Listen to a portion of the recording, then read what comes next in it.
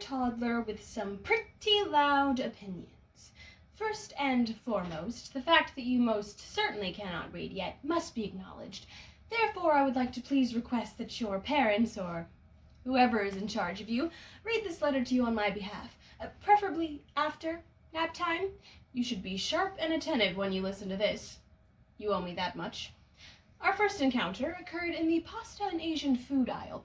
Your mom left the cart in which you sat in the middle of the aisle, despite the fact that she herself was further down inspecting different tomato sauce jars.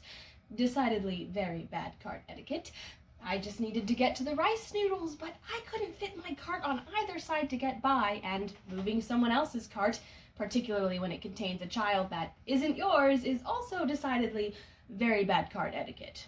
So, there we stood.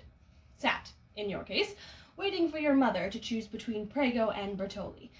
Now, as a general rule, I try not to stare, but you, sir, clearly do not adhere to the same code of conduct, considering you sat there slack-jawed, staring at me with a fistful of Cheez-Its and no sense of shame. Very rude, but whatever. I, being the bigger person, both figuratively and literally, chose not to engage and carried on my way. The next time we would meet would be in front of the dairy coolers, your mom grabbing some 2% and me struggling to reach the Chobani at the back of the top shelf. I didn't even know you were there until you made yourself known. It was just a small chuckle. Most wouldn't have even noticed it. But I did, because I knew it was for me. No, at me. I glanced over from my awkward reach inside the cooler, and there you were, shoving crackers in your face and eyeing me from your cart. Were you laughing at me? Chuckling at me as I struggled to reach one of the last remaining cartons of oat milk?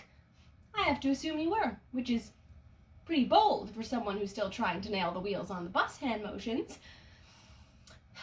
Our final encounter occurred at the end of both our grocery journeys when I joined what looked to be the shortest checkout line. I thought I'd seen the last of you, but then the woman in front of me moved to the front of her cart to begin placing items on the belt, and there you were. You and those stupid Cheez-Its. I don't know how long I stood there watching you eat crackers and drop most of them on the floor due to your poor hand-eye coordination, but when your mother paid and began to pull the cart forward to load it with bags, just when I thought I was home free, you uttered your parting words. "Hello, ugly." I was in shock. The cashier heard you. Your mother heard you, and did nothing, I might add. You called me ugly in front of everyone in check stand 5, the get-well-soon balloons, and God. First of all, you're the worst. You didn't even call me ugly the way most babies call someone ugly, something along the lines of, "You're ugly." No, you said it like it was a long-held title, like you were greeting me as though we were old enemies. Well, guess what? We are now. Hello, ugly. The audacity, the gall. Secondly, I don't know how long you were waiting to hurl those two devastating words at me, but I do know it was no coincidence you waited until you were almost out the door. You cut me down exactly when you wanted to. There was a crowd and just enough time to see the look on my face, but not enough time for me to do anything about it. This was calculated. This was evil. Thirdly, you're the worst. Look, I know I wasn't exactly dressed to the nines, but who gets dressed up to go to the grocery store on a Tuesday? And not even Gelson's or Whole Foods, but Ralph's? And who are you to judge what I looked like anyway? You were wearing a shirt with a smiley sun that said Beach Day on it. It's October, idiot, dressed for the season. Lastly, you couldn't even see half my face. I had to wear a mask. I could have looked like Marilyn Monroe under there. I don't, but you don't know. You don't know anything, because you're just a stupid baby. The only thing I regret about that day was not getting the chance to say that to your dumb, Cheez-It-covered face. Thank you, though, for teaching me something about myself. I now know that I would definitely fight a toddler. If they start something, I'll fight any toddler, I don't care. So if we ever meet again, step right up, see what happens, punk.